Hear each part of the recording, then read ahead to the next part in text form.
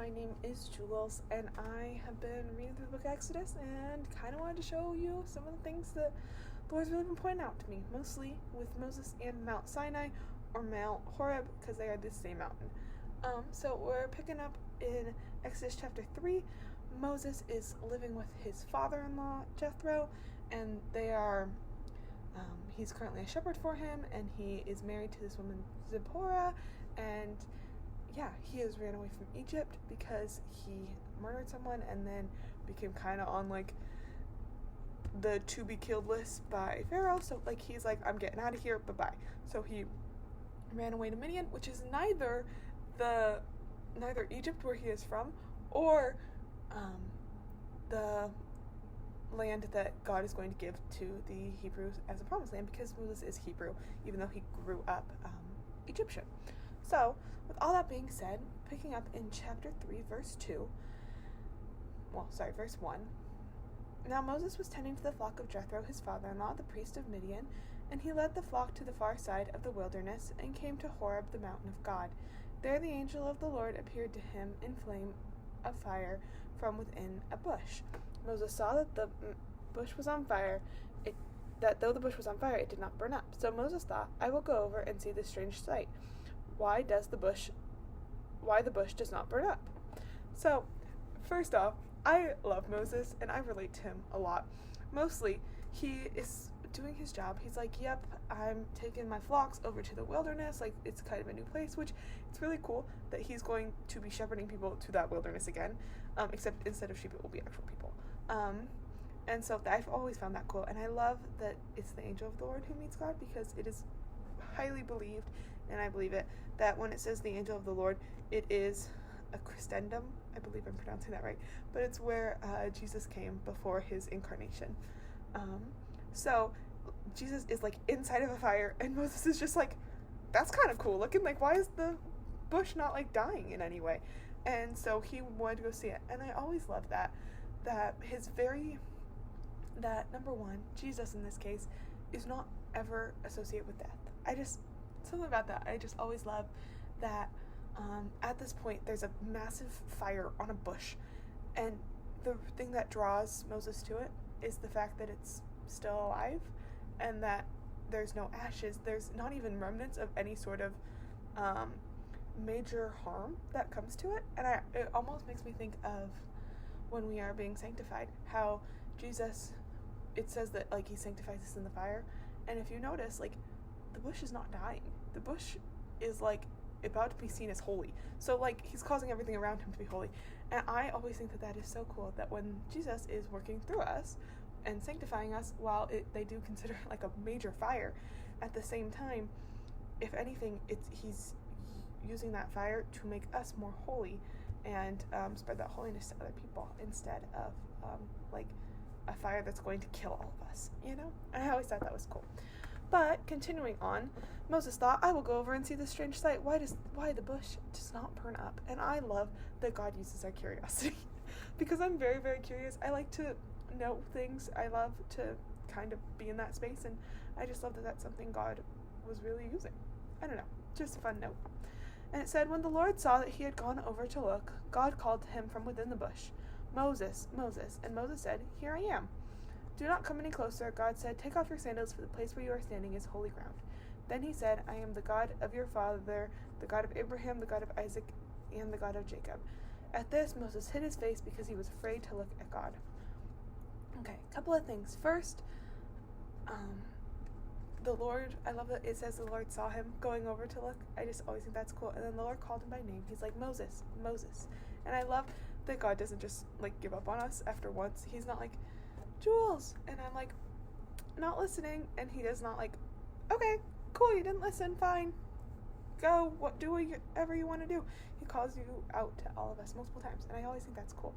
And then, if we look at Moses, he is very receptive, and I think we always like to think about this passage of Moses as Moses being really like, oh, come on, Moses, like, why didn't you fight with God?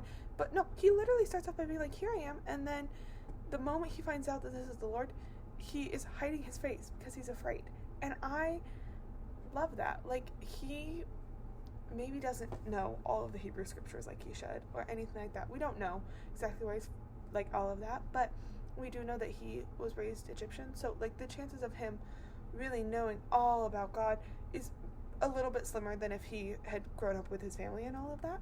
But we have him, and but he knows enough of God to know that he is in the presence of something holy, and he hides his face because he knows he's a sinner. And I love that we see a lot of humanity in Moses. And I love that the whole ground is holy, it's like we were talking about earlier. And let's continue on. The Lord said, I have indeed seen the misery of my people in Egypt. I have heard them crying out because of the slave drivers, and I am concerned about their suffering.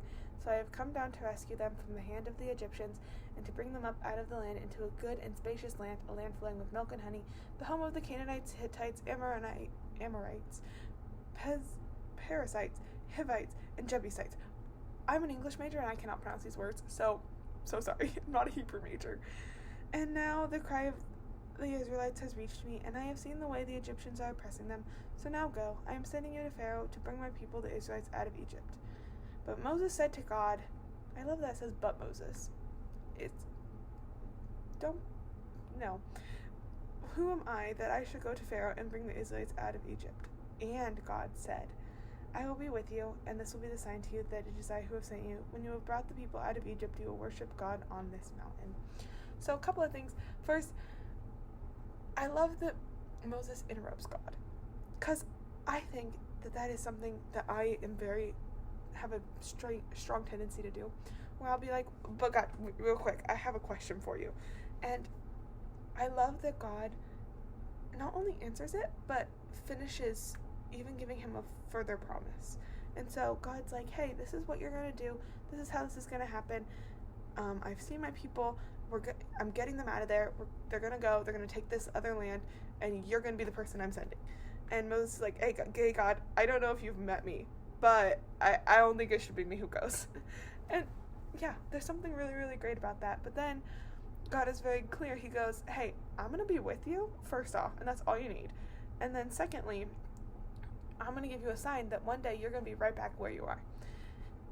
And then Moses says to God, suppose I go to the Israelites and says to them, the God of your fathers has sent me to you, and they ask me, what is his name? Then what shall I tell them?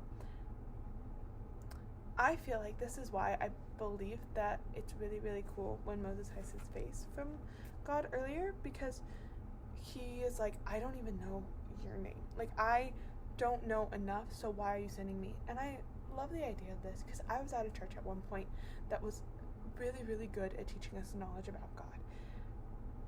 But it was a little bit less about your personal relationship with him, and I feel like there always needs to be a balance. But with that, I love that there came a point where I was like, God, like, I know that you've called me to do these different things for you, but I don't know if you met me, but, like, I don't think I'm the person you should be sending. I don't know enough to answer people's questions if they have questions about this, that, or the other thing.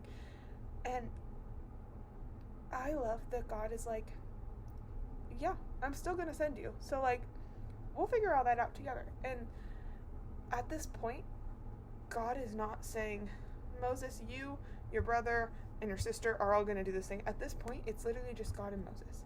Because God always works on a personal level before he works on the levels of everyone else.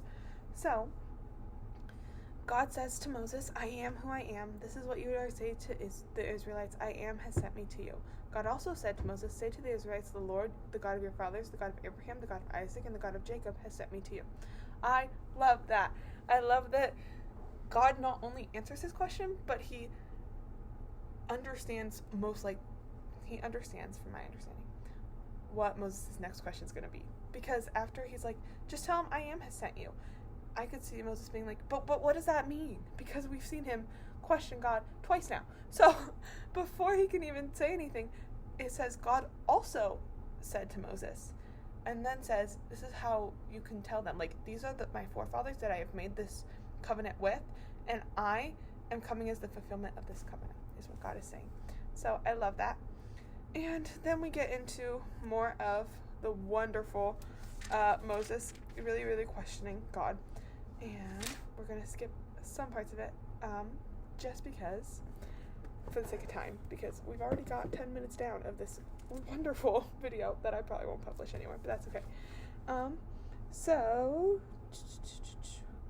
if we go to chapter 4, verse 10, Moses says to the Lord, "Pardon your servant, Lord, I have never been eloquent, neither in the past, nor since you have spoken to your servant. I am slow of speech and tongue." I feel like it's so good to have excuses. I am the queen of excuses. It is one of my greatest things ever. And like during swim practice, I had asthma, and that was a great excuse. Was it like a legitimate one? Absolutely. But if I didn't want to swim a set, I was so happy when my asthma kicked in. I was like, thank you, Lord, that I don't have to do this thing I don't want to do right now. And so I feel like Moses a lot of the time, where he's like, God, like, I don't think you understand. Like, I am not the person you should be having to do this because of this, that, the other thing, and also look it over here, it's XYZ. I feel like we all can do that. Hey, God, I would love to read my Bible like you've called me to every day, but I don't think you understand what a workload I have. Hey, God, I'm like, I totally get that you have called me to be kind to this person, but I don't think you understand how much they've hurt me. And God's response, I think, is for all of us. It says, "The Lord said to him, who gave human beings their mouth? Who makes them deaf or mute? Who gives them sight or makes them go blind? Is it not I, the Lord? Now go, I will help you speak and will teach you what to say." And Moses said, "Pardon your servant, Lord. Please send someone else." And I love the desperation in that. So he gives all these excuses, and God's like, hey, excuse me. I'm the one who made you the way you are. So you're going. I'm going to be with you, and I will put the words into your mouth. How awesome is that? I think in retrospect, we can immediately be like, oh my gosh, like, that's so cool the way God is using him. And Moses' response is, God, please just send someone else. Because after a point, you just need to be honest. And I think that's a real struggle in the church these days, is that we all want to say the right thing, but no one wants to be honest. So there's like, even in prayer, we can be like, God, like, I feel so inadequate to do this.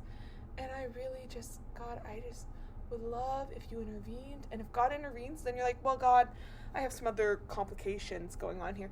Where in reality, if we're just straight up and being like, God, I don't want to do this. Not saying that that's where you should leave it, but it should be more of, God, I don't want to do this, but if you're telling me to, then I will.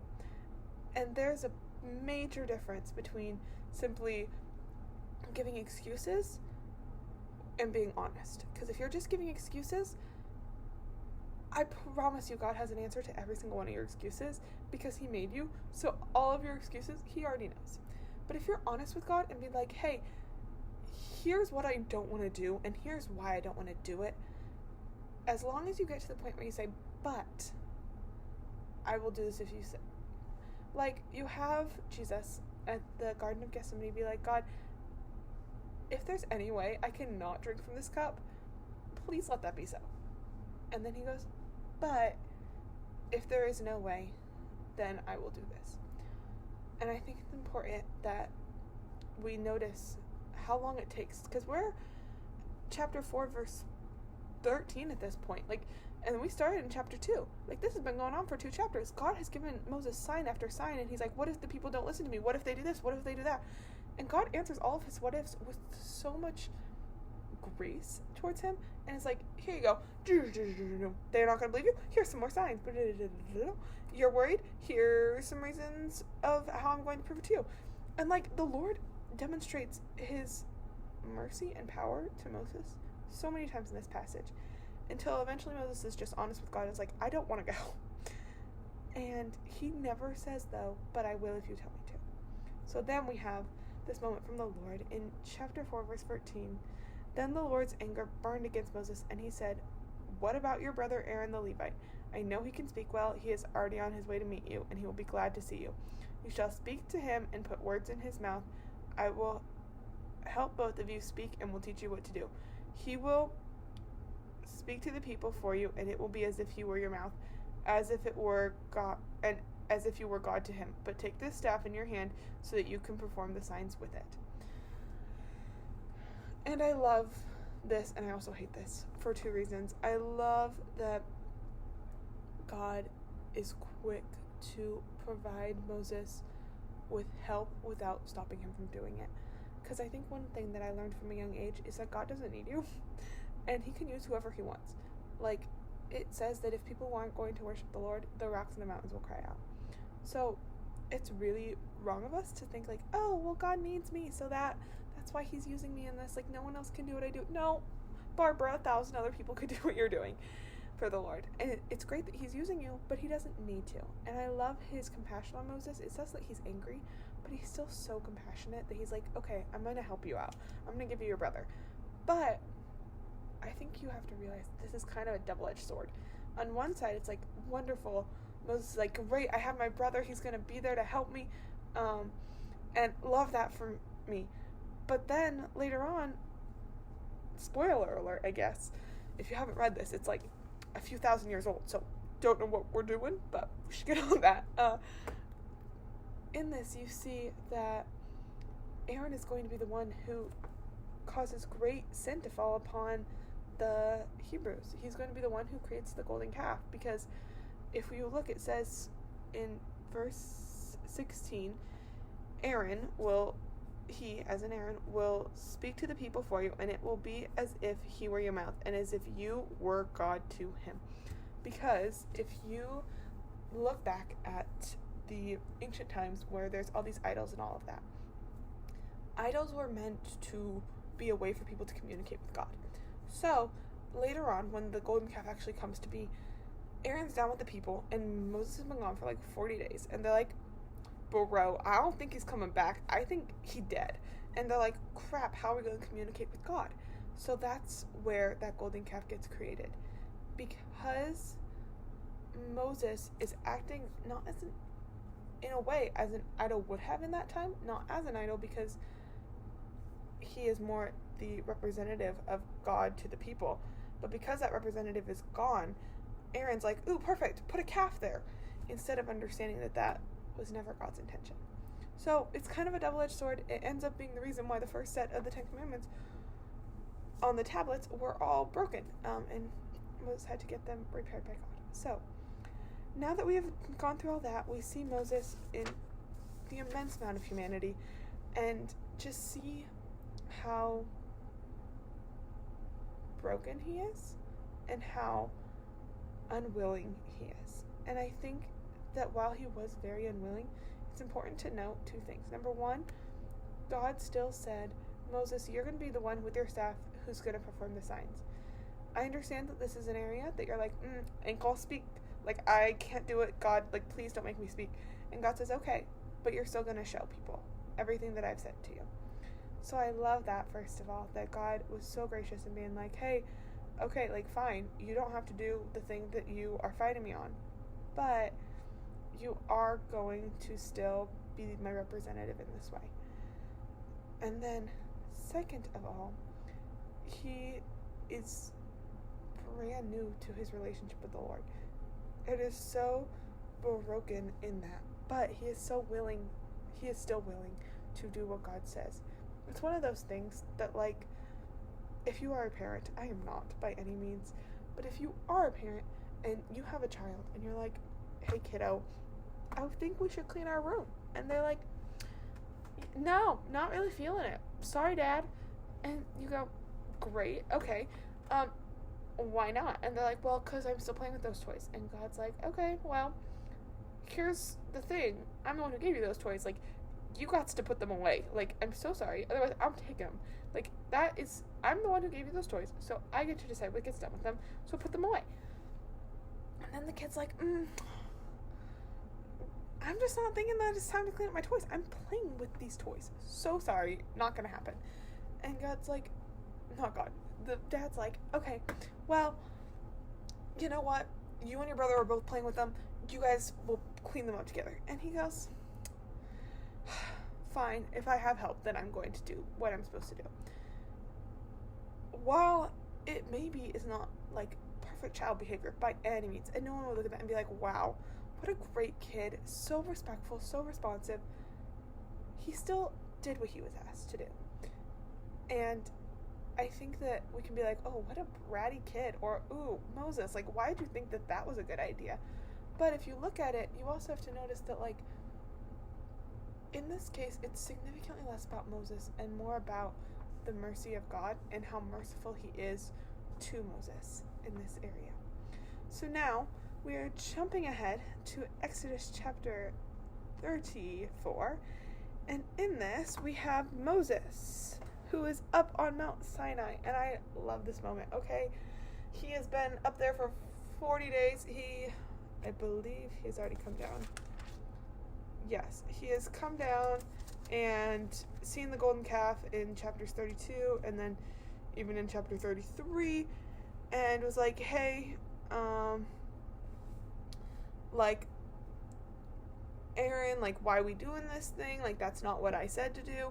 And so he broke the tablets already. Then he went and was like, God was like, I'm not gonna go. And Moses is like, please, Lord, like, if you're not gonna come with us, then I don't want to go.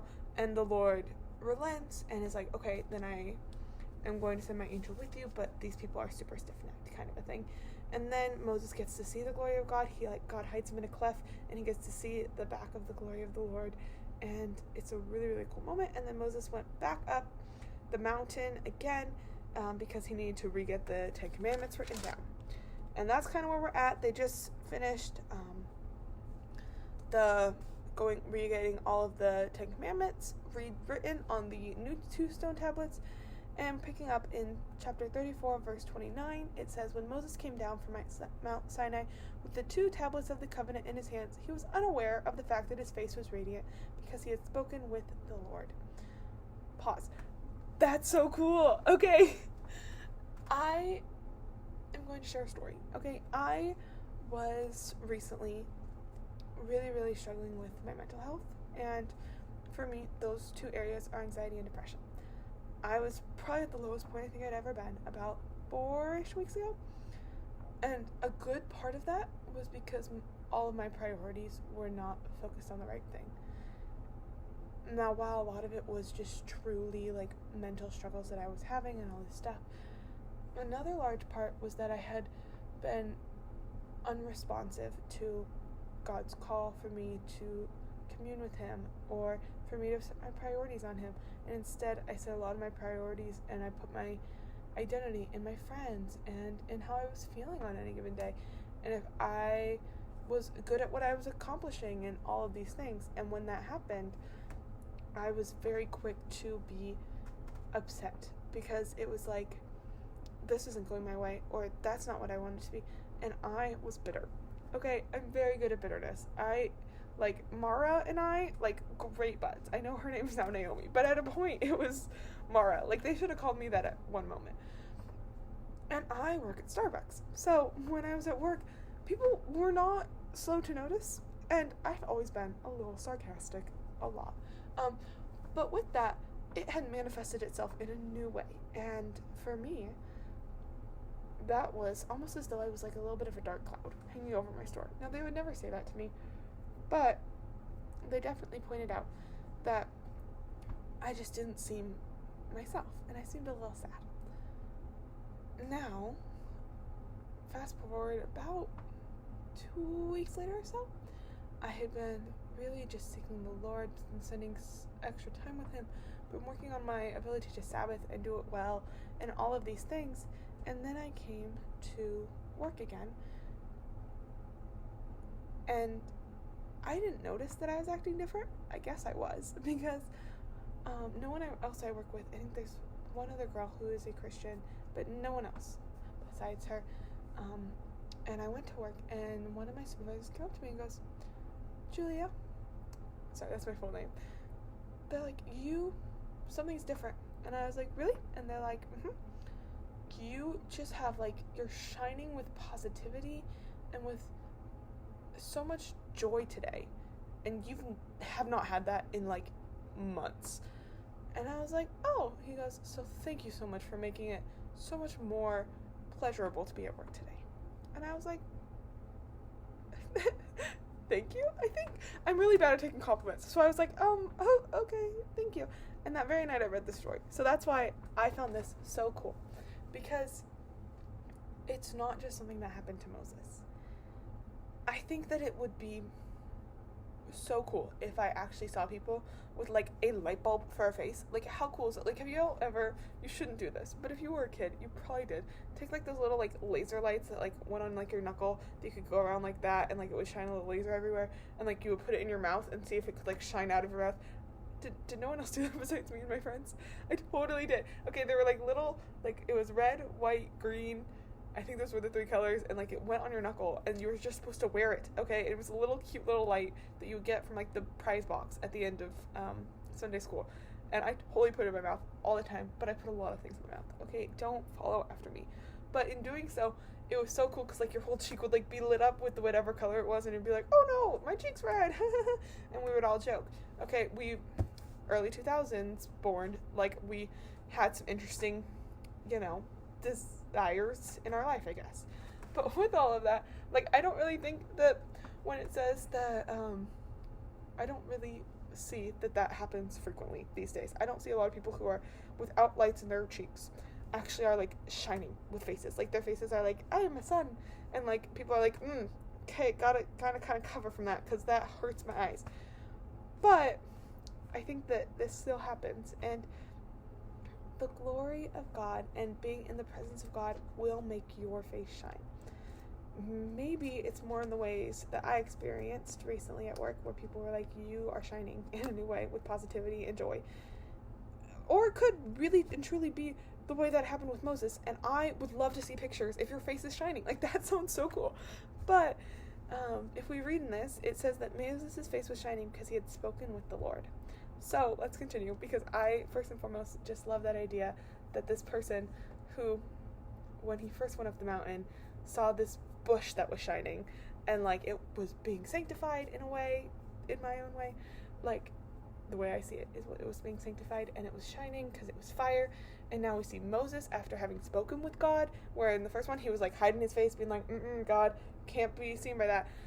And now he was up speaking with God, and now his whole face is shining. And I just love those comparisons. My favorite word in English class to use in almost all my essays is juxtaposition. Okay, y'all, I am having a moment, okay? Sorry, my phone is off. I don't know why I'm getting texts. But anyway, there is this word juxtaposition that really just means 2 very, very different things.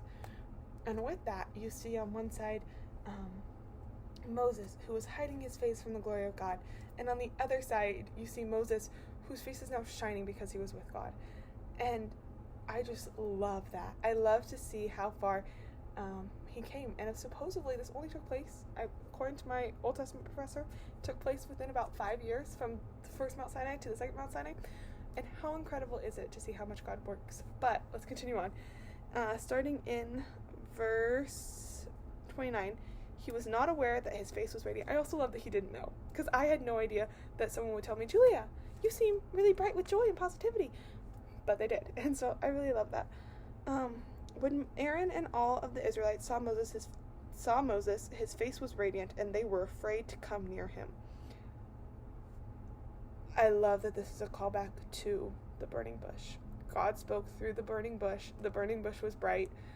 Moses, when he found out that it was the Lord in the burning bush, covered his face. And now we see God spoke through Moses to the people, and because Moses was in the presence of the Lord, his face is shining, and now all the Israelites are like, I know. And it said, so Moses called, and they were afraid to come near him, but Moses called to them. So Aaron and all the leaders of the community came back to him, and he spoke to them. Afterwards, all the Israelites came near him, and he gave them all the commands the Lord had given him on Moses.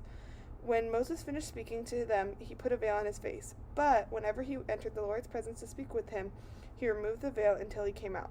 And when he came out and told the Israelites what he had been commanded, they saw that his face was radiant.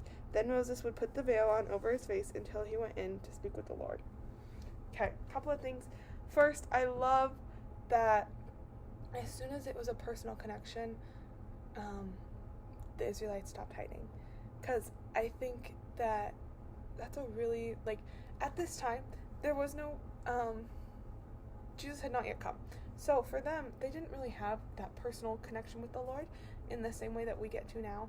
But the moment that Moses is like, hey, guys, it's okay. I'm here to tell you what God said and what God's promised and all of these things. They were like, oh, okay. And so they came closer. And it said that while he was talking to them, his face was still shining. And then afterwards, he could put on a veil.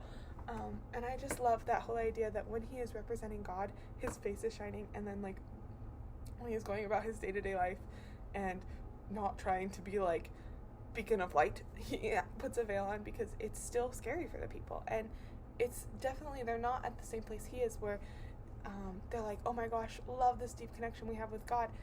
But they're a lot more willing to speak with him, and they're able to understand why his face is shining. And it says that every single time he went in to be with the Lord, he would take off his veil and his face would just shine so much. And then every time he came back out, he would put back on the veil, and then every time he was with God again, it would be shining again. And I think that this is a really cool idea of the changes that we personally go through, because when we are before we really know the Lord, and when he just calls to us for the first time and we kind of discover who he is, oftentimes it can be very easy to just hide, be like, I don't think that this is going to go over well. Like, for me, I know I definitely hid from God for a hot minute. I was like, y'all, God, I don't think you can love this. I don't know if you've met me, but not really thinking that this is going to be something that's going to be good. And he was very quick to be like, sorry, Jules, like, it's what we're doing. Like, I am calling you again. And I listened eventually. I'm very hard-headed, so it makes sense. Like, God calls the Israelites stiff-necked people. I think that I'm probably stiffer-necked. It's just the truth. And then you have that moment where the Lord's like, this is my glory, this is what I've called you to. And you're like, God, really? Like, not really sure this is for me. And then you follow anyway. And then you get to a place where you are called to share the gospel with others in such a personal way, and because now you have a personal relationship with the Lord, and you have that personal relationship with Jesus, and now you can actively share that with those around you. And your face is going to shine because you have been spending so much time with the Lord that you are starting to turn into him. I have heard many, many times that you become like the people you hang out with. And to say that that's true is an understatement. My mother and I hang out so much that recently people have started, like, I've had people be like, oh my gosh, you look exactly like her. And until I was like 16, everyone always said that I looked exactly like my dad. So, or they'll be like, oh my gosh, you and your mother identical. And I'm like, we don't look that much alike. She's like a little girl, like a little bitty. Like, she's only 5'4", okay? I love her, but she's tiny. And, like, we have very different, like, face shapes and everything. I look like a spitting image of my father. But more than all of that, they say that I am the spitting image of her because of the way I act. And the way I respond to things is very, very similar to the way she does. And in the same way, the more that you're going to spend time with God, the more your face is going to shine because you have been in his presence. And yeah, I know that was kind of a little stuttery. It's one of my first time ever doing these. Didn't even have notes, but that's really what I have been reading in the book of Exodus. So I hope you enjoyed. And yeah, I will talk to you all later. Bye!